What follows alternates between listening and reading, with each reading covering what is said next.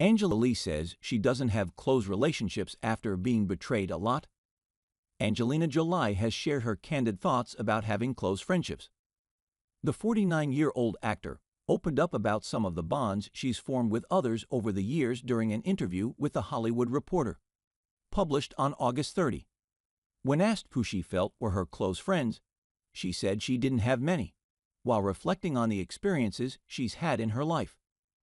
"I don't really have those kinds of relationships. Maybe it's losing your parent young.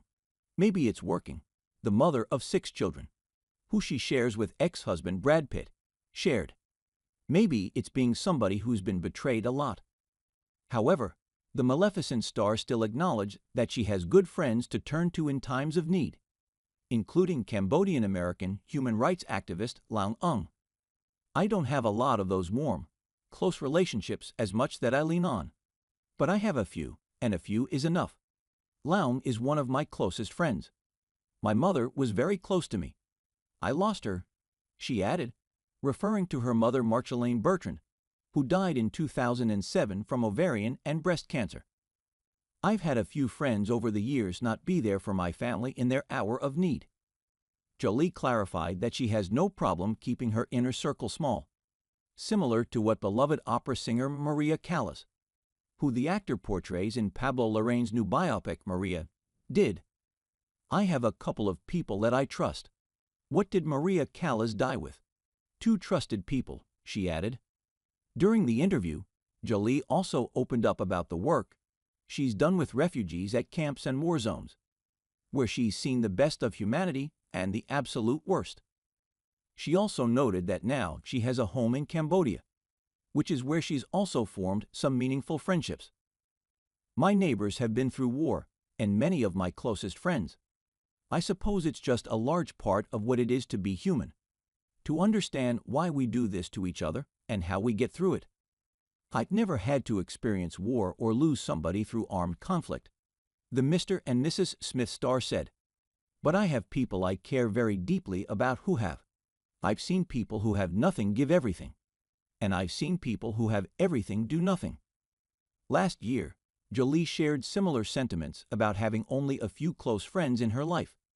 During an interview with WSJ Magazine in December, she said that while she's living in Los Angeles, she doesn't really have a social life, and once again acknowledged that her dearest friends are refugees.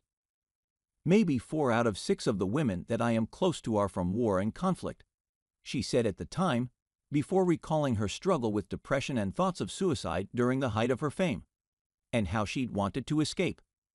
Following that experience, she went on to visit refugee camps in Cambodia, Tanzania, Sierra Leone, and Pakistan, before starting her work with the United Nations Refugee Agency in 2001. "There's a reason people who have been through hardship are also much more honest and much more connected, and I am more relaxed with them," she said. "Why do I like spending time with people who survived and are refugees? They've confronted so much in life that it brings forward not just strength, but humanity." Elsewhere in her interview with The Hollywood Reporter, Jolie opened up about her family dynamics. Amid her lengthy divorce from Pitt, she noted that while she grew up in Los Angeles and still lives there, she doesn't plan on staying there when her children become adults. "I have to be here from a divorce, but as soon as they're 18, I'll be able to leave," she said, referring to her and Pitt's 16-year-old twins, Vivian and Knox. "When you have a big family, you want them to have privacy, peace, safety. I have a house now to raise my children, but sometimes this place can be. That humanity that I found across the world is not what I grew up with here. After Los Angeles, I'll spend a lot of time in Cambodia. I'll spend time visiting my family members wherever they may be in the world." From news to politics, travel to sport, culture to climate, The Independent has a host of free newsletters to suit your interests. To find the stories you want to read and more in your inbox, click here.